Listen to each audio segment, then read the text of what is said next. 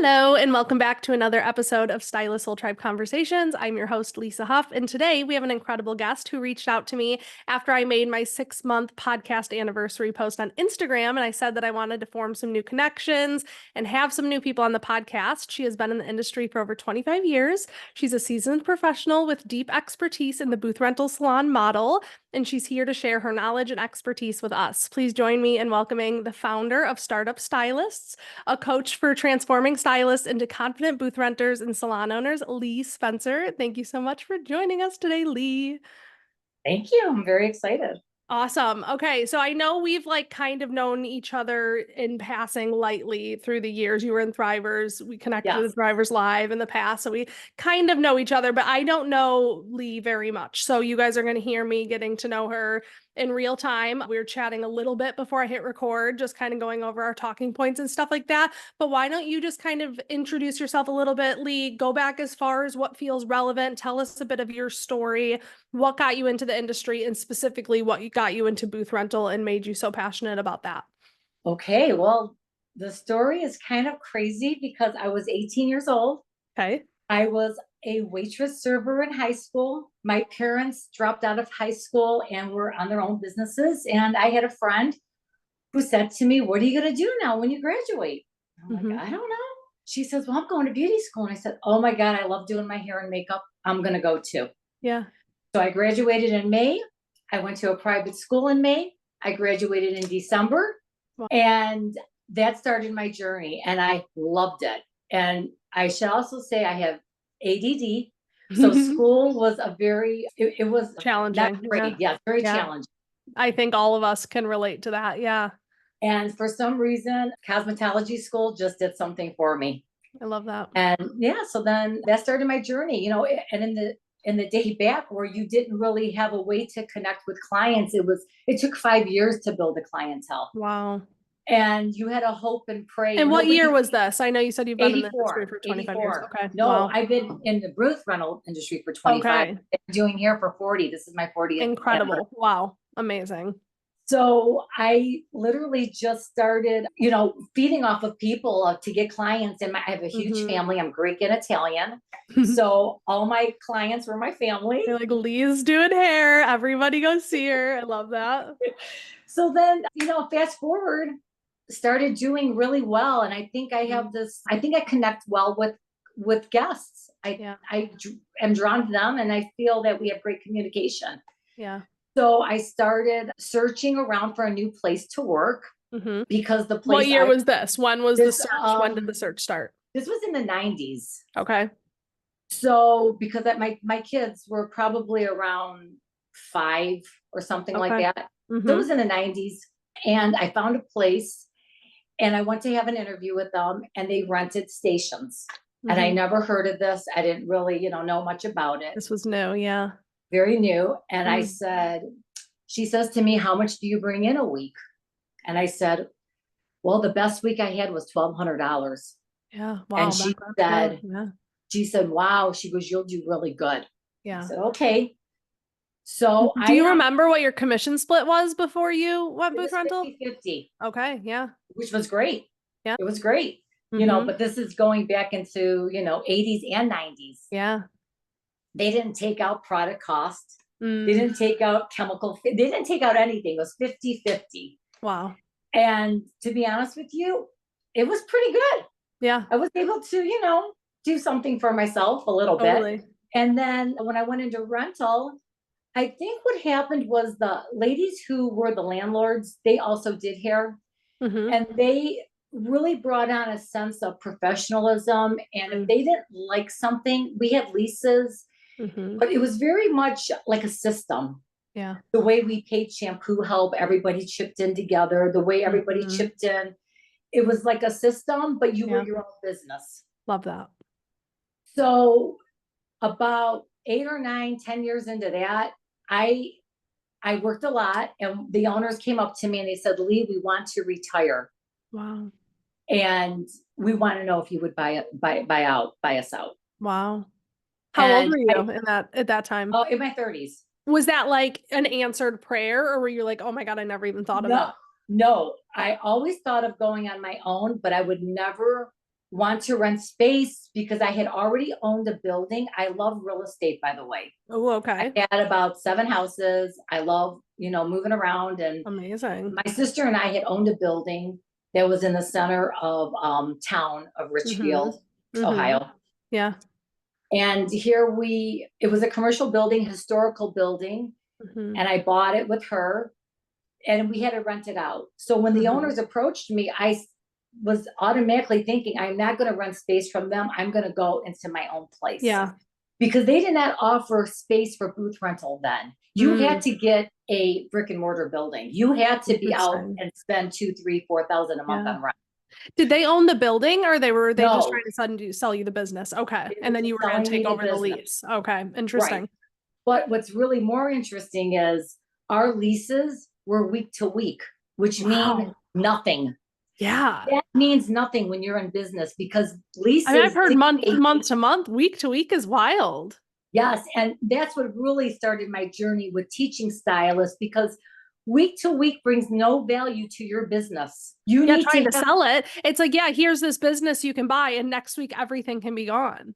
Exactly. Wild. And that's when I knew if I'm going to put any money into anybody's building, it will be into my own building. So you said no, or did it end up working out? No, I said no. And I told them, I told them what I was going to do. And I said to them, another thing with being into business for yourself, it's one thing, like, I don't want to sound harsh when I say this, but you need to put on the big girl panties because you need to communicate. Because at that point, I told them, listen, I'm going to give you notice. I'm going to be leaving, but I do want to stay here. And I know you're not my boss. You're my landlord, but yet I don't want to stop you from getting rent, but I am able to still stay here a year. Will you keep me? Yeah. And they were like, yes, Lee. Yeah. I mean, they were wonderful to me. They taught me. And I think that also goes to show their culture, that you weren't afraid to share that and have them say, pack your stuff. Because I'm sure even back then, I know the industry has come a long way. I haven't, I'm only 31 years old. I haven't been doing it this long, but like, I know back then when you talk about like old school stuff, I'm sure that could have been very cutthroat of like, get out, go, you're not taking any of our clients this year while you're here. Yeah. So that sounds like they were amazing leaders. They were amazing. And they taught me so much. And I'm grateful to them. That's really started my journey. They let me stay. I opened up my building because I own the building. It's historical. So it took a year of zoning and everything, and then a whole year of construction. And that started my journey to where I now do not start a booth rental salon. I decide I'm going to do a commission salon. Okay. And what was that? Was that like maybe profit margin seemed higher, or what were your I think that's what did it, to be honest with you. Okay. I'm not really sure at that time what my thoughts were. Or maybe control. You have more control in a commission space. Maybe you wanted that. I don't know. Well, you know what's really crazy? I loved booth rental. So why I went that way, I don't know. It's still so crazy to me why I did that. You wish you could go peek in your brain and be like, hello, it's right in front of you. Yeah. I know, exactly. But then I do think things happen for a reason, because once I opened, and that's another, thing that I don't want to preach in a negative way. But what happened is I'm so much on saving for that rainy day, because what happened to me that I was not prepared for, I had 2 rainy days the first year I opened. Wow. I ended up having surgery and being sick for 6 months. And then 6 months later, I had to have another surgery. I was out of work for another 6 or 8 months. And my sister, my family, they were all helping me with the business. How many team members did you have at that time?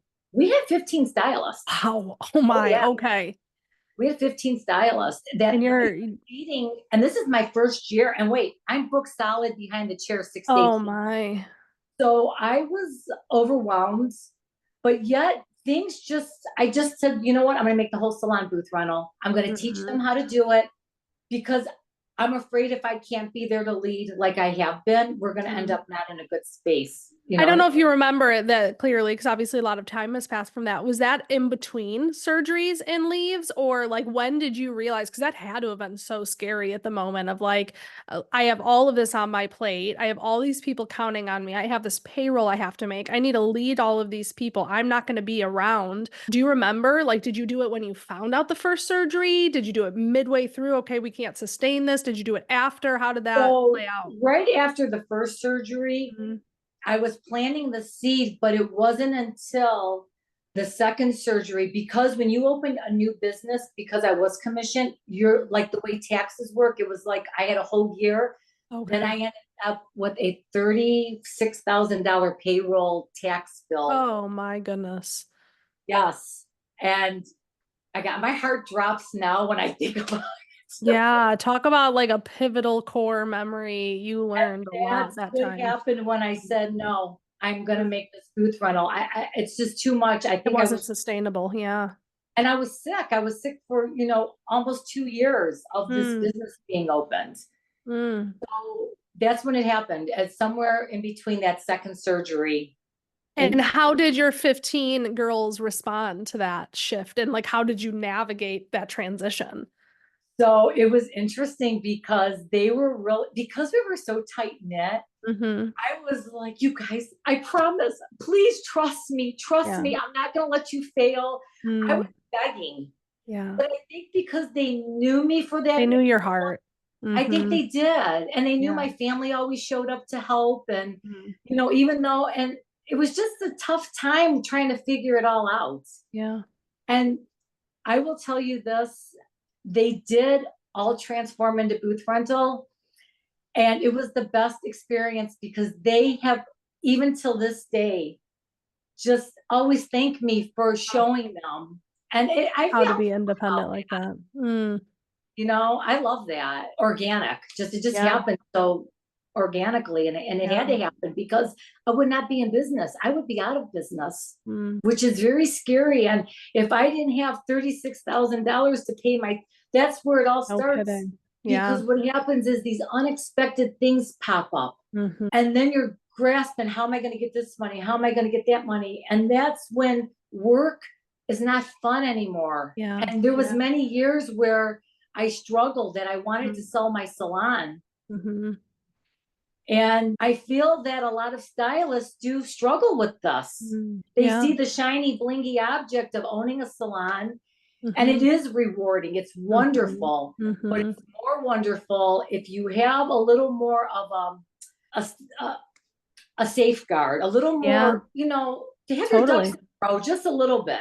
You Totally. And know, it sounds like these stylists really loved you and trusted you. And it is interesting because you can have a booth rental space with culture. And I'd love to hear your thoughts on this too. And I think probably transitioning from this employee space where this is exactly how you're expected to show up. You are one of our teams, you are one of us, you are representing us, into guys, I can't keep this afloat. So either you go independent and I've got your back, I'm going to help you every step of the right? way, or you have to find a new place to work. And they were probably like, no, we're happy here. We love this. So that's such a fascinating transition. Now, this is going to be a bold question. I don't know if you have the answer to this because obviously you only know your life, but do you think it's fair to say that, and obviously both models can work, a commission model can work, Sure. with rental model can work, a lot of other models can work. Do you think it's fair to say though that if there's owners, and you may find this when you're coaching people, if there's owners that are really, in the thick of it, and kind of like you're saying, not the same situation where they get sick or anything like that, but where they're just like, I can't lead at this capacity. What did I get myself into? Do you feel like a lot of the times the solution could be transitioning to independent or booth rental? Or what do you think about that? I think a lot of the stress, to be honest with you, is money. Yeah. Money's the root of it all. Mm-hmm. Because if you are not set up properly, you have the worries. That's what it's Mm-hmm. all about. It's Yeah. your inventory, it's your Mm-hmm. space, it's the cleaning lady, it's the garbage disposal, it's Yeah. everything that it takes to run a business. And that now is one aspect of it. Now it's the other aspect of the culture and Mm-hmm. everyone coming together, because when it's booth rental, they are in their own business. You And they can't. have some skin in the game. I've really never even thought about it like that, but when you just said inventory, it kind of popped in my head too. And it's like, also, those stylists are going to behave different because they're responsible for that. So they're not dumping 2 ounces of color down the drain. They're not behaving the same way they did when it was just like, oh, someone else has this bill to cover. So that is fascinating because yeah, the story I've always heard, with how long I've been in the industry, is just commission, you really get to control the culture. You get, this is exactly how we do things. You do them by the book. We control your schedule. We control all of these things. Of course, you can choose to have a model that is more flex, but I think that's what draws people in. And then finances, there could be more profit margins if you really work the finances well. And then you think independent, it's just like you have more freedom. You can't control them. You can't tell them when they can and can't come in. You can't tell them how to dress, how to wear, things like that. So now I know we said we were going to talk about leases. You're really passionate about leases, legal documents, all of those things. I guess, would you agree that you're truly just a landlord in that place, or also feel free to go on your tangent about how important those legal documents that we're signing are? I think it's both. You are strictly a landlord, especially if you are not working as a stylist. Mm. I am working as a stylist, like the stylist in my salon. I am sweeping hair. You are one of them. I am putting in just as much energy, and I expect nothing less or more, in a sense, where what I wouldn't do. Wow. And what a lot of stylists, I feel throughout all the years of doing this, what I find the common is, even though they rent space, they don't sometimes treat it as their own business. They still somehow feel like I'm the boss. Yeah. And I do preach that I'm not your boss, but I'm here. I'm your coworker. Let's talk conversations. But I'm not here to dictate, in a sense of, help me out here. Yeah. No, I totally get what you're saying. Is your salon open concept? Because my brain then goes to, through the years, have you run into hiccups where it's like someone, totally just like is not dressing the part or not showing up in the way that you want your whole salon to be represented, or maybe, is way too loud or doesn't have the best bedside manner, anything like that? And how do you navigate that, saying, I am not your boss, you do your thing? Right. People have very different standards for what they're willing to accept in their business. And that's where I believe, when they come in first to even look at the space, yes, my salon is open concept. And, I think in today we are more tuned into telling everybody, well, I don't like how she does this. And I don't like how, and really it gets so nitpicky. What I do know is, my stylists have a lot of space with their stations. They have huge stations. They have lots of storage. They're not on top of each other. Now, 15 years ago, we were on top of each other. Yeah. But we are not that way today. And that the way I go about it is, if someone says, and I think because I am so open with the stylist, they can come to me and they can say, what do you think about this? And then I do try to understand where they're coming from and listen to them and to make changes. But there are times when I say, listen, quit picking somebody apart. I actually love that take, because I kind of agree. And it's interesting to hear you say that. I think a lot of salon owners too go into that role because, one, they think that's their next step, or they eventually want this vision of theirs, and they're so like almost dictatorship. And I kind of love that your answer is like, chill out. Like, if they're not doing anything that bad, let people be people, and we'll just have a happier flow. And you know what? The dress code, today's world, people are who they are. When they're coming in to look at space, they might be checking me out, but I'm checking them out. And I will tell you, in the beginning years, I would only go for, they want to rent space. I'm a landlord. I just come in and rent the space. It's the money, and it covers the overhead. That's great. But when you don't have to worry about don't get me wrong, you always have, I'm not in business not to be there to make a profit. You're in business to make a profit. For sure. But I do really consider the person who's coming into my space. I now know within 10 minutes of talking if they're the right fit or not. And you know what? I will be honest with you. I will be honest with them. I'm not sure if this is going to be right for you.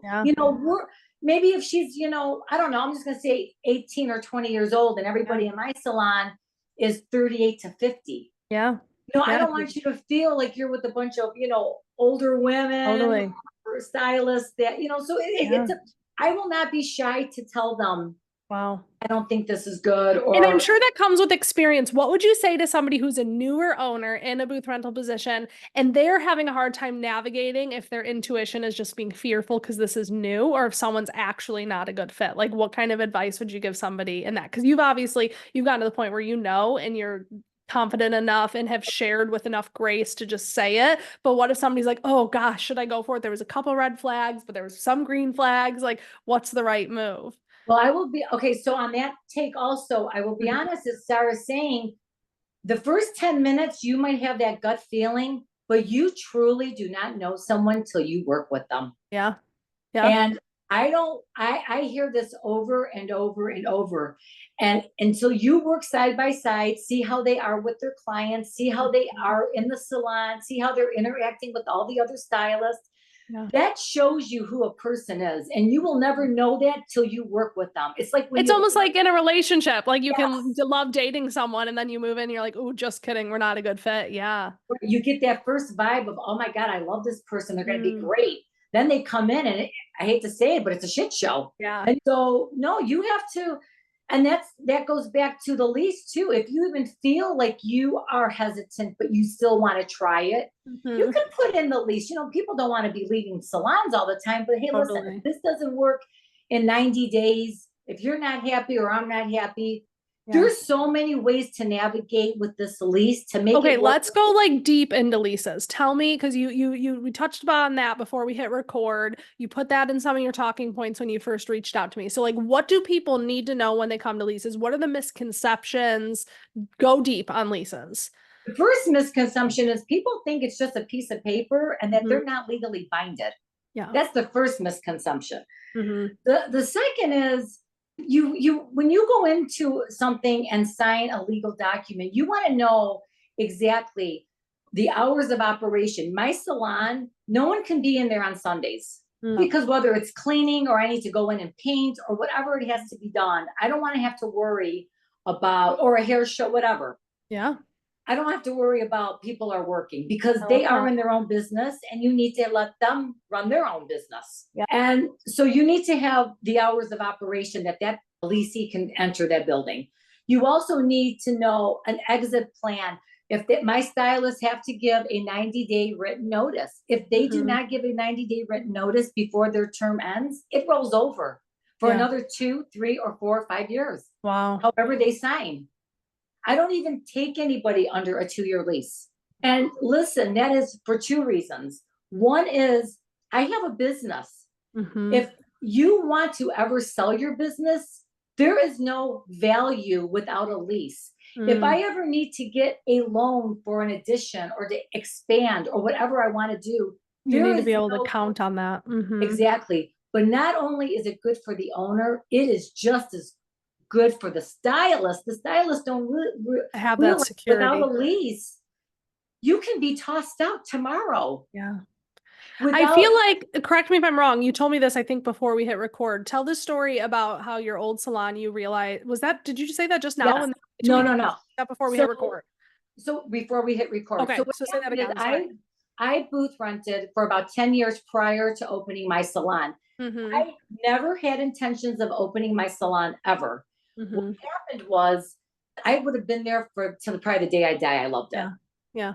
Two owners who were also stylists approached me because I worked all the time. I had a great Mm-hmm. clientele. They said, Lee, we want to retire. Will you buy us out? Mm-hmm. And I was so like, wow, they asked me. But on the same token, I was having a panic attack saying, oh my gosh, I'm going to have nowhere to go. What am I going to do? I was panicking. Yeah. And I went looking for a place to rent on my own and to realize there's no booth rental salons. Mm-hmm. No one even knows what a booth rental salon is. So I have to now rent a brick and mortar building, Mm-hmm. which is now 2, 3, 4,000 a month. Mm-hmm. And the reason I would not even consider that is because we had week to week leases. Yeah. If I were to buy these people out for however much money, I don't know what they wanted. They never got that far. Mm-hmm. I'm just going to say 50,000. Yeah. Why would I pay 50,000 when everybody could walk out a week Next week, later? this business could not even Exactly. exist. Yeah. That's why leases are so important. Okay, but to play devil's advocate, you definitely have Okay. experience. I want to hear your thought on this. I hear, especially in Soul Tribe, we have tons of owners. I hear so many different perspectives. A lot of people will say, "I never want," like they'll have. I think the 90-day written notice is great, or even a 30-day Right. written notice. God forbid somebody forgot to give you the 90-day notice. It rolls over into, let's say, 2 years. Mhm. If they wanted to leave, I think a lot of salon owners feel that having a stylist who doesn't want to be there will be a cancer to their business. They'd rather have that flex so that they don't have that in their space. So is that something that you will sway on given the circumstances? Or like, do you just want the legalities of they're locked in, I can show that on paper? Or would you actually have someone stick around if there was a falling out of some kind? Well, no, what happens is you can leave. You'll just, you still have to pay money. I might not charge you the full 2 years, Mm-hmm. but you will have to pay money to exit. Negotiate that exit Exactly. pay. Wow. Exactly. If they want Wow. out, they're gonna do that. Well, and I just am like you said, grateful. putting on your big girl panties, this isn't a joke. We're all signing legal documents that will hold up in court. We need to be serious with how we handle those things. We And you said do. this before we hit record too, and I can't tell you how many times I've been there. I know people have been there. You get handed a 4-page lease at a team meeting, everyone signs it and hands it back, and nobody even looks at it and reads it. And that's serious and Very important. serious, very serious. And the limit, and another aspect, yeah, put your big girl panties on, but there is also, you can negotiate. People Mm. do not realize the art of negotiation. Hmm. Yeah. And if I'm all for that because it's an experience for everybody. So if they said, Lee, listen, oh my gosh, I didn't realize that. Listen, let's work something out. Yeah. Especially if, am I going to tie her down for 2 years? No. Yeah. But guess what? You I have legally negotiation can. power now. You have Mm. negotiation power, but legally I can. Yeah. But you know what? I don't need to. I can Yeah. make it work. We can all make it work. And that's the beauty, I think, of understanding the human being, understanding leases, understanding your finances and what you're capable of losing or not losing, or what Yeah. you're willing to walk away from, and Totally. everybody coming together in an adult like manner. Yep. Yep. I love that. I think that's very important and needs to be talked about more. And I was asking Lee before we hit record, what her offers are right now, what she's doing. And she says it's mostly just one-on-one coaching. And you said you'd be in situations where stylists would say, my landlord gave me this lease and I have to go over it. You'll read paragraph by paragraph. Is there anything else major in a lease that you feel like people should really be looking for? Obviously, the lesson so far is like read it, take it home, read it word for word, know what you're getting into, mark it up, make changes before you sign it if that's what's needed. Is there anything else that people should really like look out for? Well, as far as the stylist looking at the lease, it's basically, the time of operation. What type of Mm-hmm. security do they have? Always check to see what type of parking they have. Mm-hmm. You want to protect yourself also as the stylist. Yep. What type of notice do I need to exit? Yep. Those are the important things. As the owner handing over a lease, you better make sure that those I stated in the lease about every stylist is responsible for their own licensing, their own Yeah. taxes, their own insurance. It's Mm. still, even though you are a rental salon, I have to make sure insurances are up to It's date. written everywhere and everybody knows. Yes, Yeah. yes. So Yeah. it works both ways and it really does protect both parties. Mm. It's I not love a that. thing. It really isn't. And obviously you had that moment back when you transitioned into booth rental for your salon. You coached all of them. You coach stylists now on a regular basis. With that, you said another thing that stylists don't know or that you've had to bring people through when it comes to starting booth rental and going independent is like budgeting. So like where do you even begin to talk with people about when they know it's time that they can go independent or how to even navigate the Well, finances? first of all, I wouldn't even consider being an independent until you are definitely retaining 85% of your clients. Mm-hmm. Without a Yeah. doubt. Because Yeah. if you have a situation and there is no, when you work at a commission salon and you walk in the back room, you're like, oh my God, her foils are burning. What am I going to do? there might not be nobody at the salon that day. You're on your own. Yeah, until you can handle those situations. You Yeah. need to have, and when you're booked out 85%, you pretty much have experienced a lot of things that you can handle on your own. Mm, And also, you now bringing in money on a mhm. consistent basis. So that's the one thing. As far as I had a brain moment. Okay. Budget, things like Yes. that. What stylists transitioning into independent need to think about? So that is the one thing. The second thing is having inventory. You Mhm. know, if one of your clients want to be pink and you don't have pink, sure, my salons, we're very, thank God, we are such a great group that hey, we That's run. how my salon is too. We shop from each other all the time. Yes, it's Yes. okay. There's nothing Yeah. wrong. But some salons are not like that. Yeah. So you really have to know that part of it. And when you have inventory, do you have enough to supply if your guest, a lot of people just think, oh, she's a 6 on, you get it ready. Mhm. But a lot of people don't go through this step of Susie. Did you let's go, what's going on? Are you Are happy? we Let's changing upsell some anything today? highlights. Yes, Yeah. you keep things fresh and new all the time. You want to treat that guest like you did the first time you ever met them. Yeah. And you have a full inventory to pull whatever you need to do whatever you have there Exactly. that day. Yeah. So I would just say having your 85%, having some money saved so you can now rent your space, go buy your inventory is going to be $1,000 for sure. Yeah. Yeah. Easy, Yeah. easy Yeah. to set yourself up. You have to have all your own equipment also. Then that's not even, if you have any type of your booking system, marketing, just, you make more, but you also give time too. Mhm. So you have to weigh it out. Do you really make more? So you need Yep. to make sure you're making more to outweigh the time you're giving up. Yeah.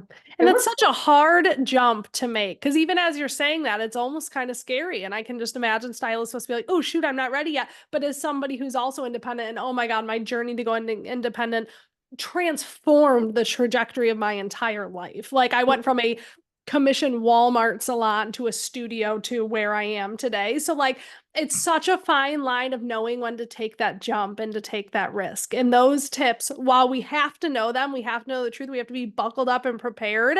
It is always so scary to know when the right time is for that. Well, I think the most important advice I can give to stylists is when they are going on their own is they have to learn how to fish for themselves. Mhm. We are all there to help, but at the end of the Mhm. day, you are the one who have to bring that client back over and over. You Mhm. are the one who has to budget their money over Mhm. and over. Yeah. You are the one who has to look at their inventory weekly. You have to clean your station daily. You have to sanitize your own stuff. Yeah. You have to do everything yourself. If you are not that type of person, do not go into booth rental. Yeah. Yeah.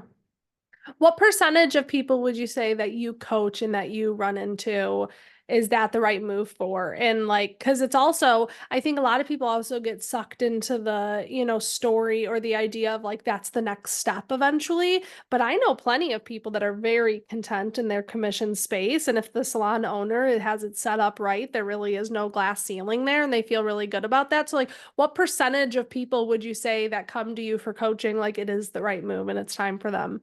I would say 80% are ready. Because they It's found you, they're at that point, yeah. I think they are ready. The people that maybe that I had to really, and I don't want to say not talk them out of it. I want them to take a little more time to Yeah. prepare. Are the ones who are booth renters and now they want to open their own salon, booth rental salon. So what's that jump look like? And what are the red flags for you where you're like, oh, take a little bit more time? Well, first of all, there's a few red flags. One is when you are leasing space now, like say in a strip center or a bigger space, Mhm. if you do not have booth renters, you better know how you're going to make that Be able to cover it on your own, yeah. yourself. And Mhm. and believe me, it has happened. And you will have to maybe one day have to dish out a week or two or three Yeah, and or it's gonna be month. it will be tight, of course, but you have to be able to cover that on your own, yeah. And another thing that I notice a lot of stylists, they don't plan their space out properly for the square footage they have to how many stations they have. I have salons that are, 2,500 square feet with 6 stations. You can't collect enough rent to pay that overhead. Wow, On that's station. fascinating. You need to really, look at that square footage, what space is bringing in what amount of money. And is that just based on what you, because obviously every location is going to be so different. Is that just based, Sure. like, what percentage would you say if someone's like, okay, I want a space? Like, I'm going to say, for example, we have a member in Soul Tribe. I'm sure she would be cool with me sharing her name, Grace. She was actually on a few episodes ago. I was in her salon location, and it's a massive building, and she's from the same small town that I still work out of. And so real estate is very low. Like my booth rental, when I tell people from other places how low it is, they like freak out. But it's a tiny small town in Cornfield, Illinois. She has a massive space. Like if she wanted to, she could probably have 25 stylists in there. Right now, she has 6 stations. She's growing slowly, but I know her overhead is way lower than it would be anywhere else in the world. So like, is there a ratio that people should look at when it comes to that? So let me tell you, this is something my father taught me when I was a very young child, and it's stuck my whole life. The key to making money is buying. So in buying the building? Or what do you mean? When buying, understanding your costs. So say that building, 3,000 square feet, is 4,500 a month. But she was able to negotiate at 2,500 a month. That the buying power, the negotiating power. It's keeping the expenses, huh? Oh, that's the key to making money. When you overextend, so when you tell me what the percentage, you can't give a percentage. It's what your buying power is and what your negotiating power is. The lower you can get it, the better. Yeah. And the thing is, now you have to say, okay, if I only want 6 stations, and 6 stations is okay if her plan is to grow and she has the budget and she's understanding step by step, there's nothing wrong with that. It's when you go into it in the blind and you don't realize rent's 2,500, utilities, your taxes, your insurance. You got to crunch all those numbers. And you've got 6 people bringing in 200 a week. People, that's the first thing people do. They look at your space and they say, oh, they're bringing in 2,000 a week. They're making a lot of money. But they don't know the overhead. Yeah. They don't know the overhead. And that is the situation. It's always the overhead. Yeah, that is so fascinating. Love it. I love that little tip of advice. I love when you have those moments like that stick with you, and you always know that you can go back to that. So I think that's good advice from Dad. I love that. Anything else, Lee, that you think that we should dive into, or anything else you feel really called to share? You know what? I started this, I am 58 years old. I've been doing hair since I was 18, and I still love it the way I did when I was younger. Yeah. And I see so many stylists that just, they want to know, and I want them to know. And that's why I feel with my experience, not everything is perfect in life. Of course. But I think the way I look at things is, how do we make it the best perfect we can? Yeah. Yeah. And continue to make it better every chance. Exactly. Yeah, I love what you said. I mean, you have all this experience. You've been through this for so long. I know I feel the same way. It just feels right to give that back in some capacity. I tell people, exactly. And I tell people my stories, not to just give you my story, but to see, listen, I made those mistakes. I thought I was going to have to close my salon down 3 or 4 times in my life. Yeah. I wanted to sell it, and I cried numerous times. Like, what am I doing? This is the first time I can honestly say something has happened, and I think it's growth and life lessons learned and wisdom.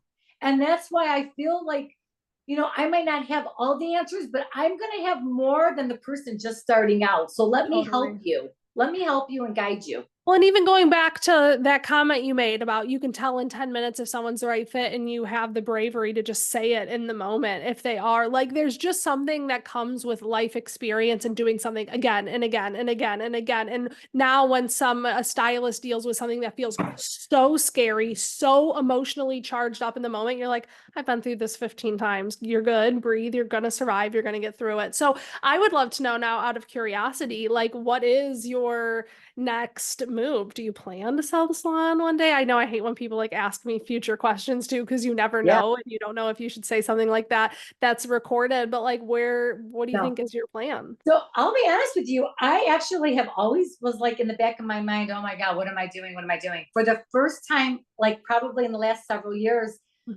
I would never sell my salon right now. I own my building.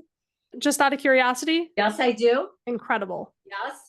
And I really realized I have put my blood, sweat, and tears into it. Wow. And there's nobody that will ever make me, you know, in the beginning years of booth rental, I would do everything to please everybody, Yeah. to make everything nice.